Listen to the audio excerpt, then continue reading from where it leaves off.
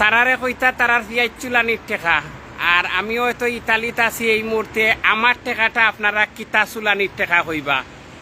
যারা দেশর বিভিন্ন জায়গাতনে, দেশর বিভিন্ন জেলা উপজেলাতনে দেশ খালি হইয়া ইউরোপের বিভিন্ন দেশ আইরা, তারার টেকাগুলো আগামীতে কিতা হইবা। ছোটবেলাতনে বিশেষ করিয়া সিলেটও যারা আছি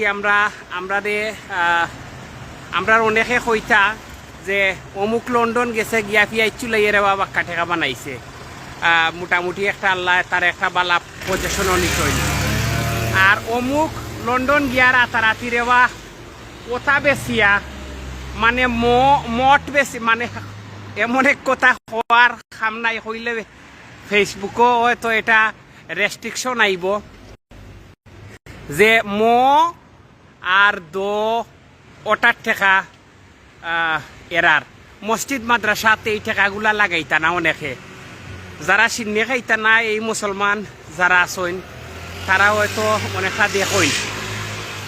আর এই মুহূর্তে যারা দেশের বিভিন্ন জায়গায় বিভিন্ন দেশও গিয়া, যে আমরা বাংলাদেশিরা বিভিন্ন দেশ, শুধু খালি লন্ডন আমেরিকা নাই, এখন খুব বিশ্বর বিভিন্ন দেশও আসইন, ইউরোপের বিভিন্ন দেশও আমরা বাংলাদেশি আসইন।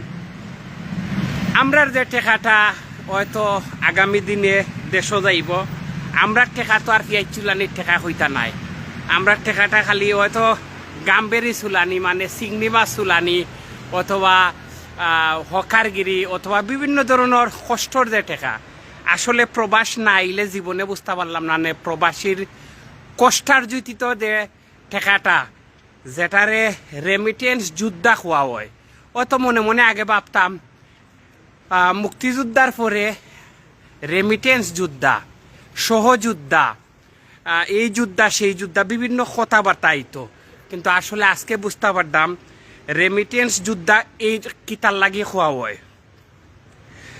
ইউরোপের বিভিন্ন দেশও যারা আর বা আগামী দিনে যারা আইবা, আমরা এই দেশের অর্থনৈতিক শাখাটারে ঘুরাইবার লাগি এরাই অনেকটা চেষ্টা করবা। তাই এরা দেশতনে যেভাবে অনেক কষ্ট করিয়া দেশও আয় অনেক কষ্ট করিয়া টাকা পয়সা রুজি করিয়া আবার দেশও যায়।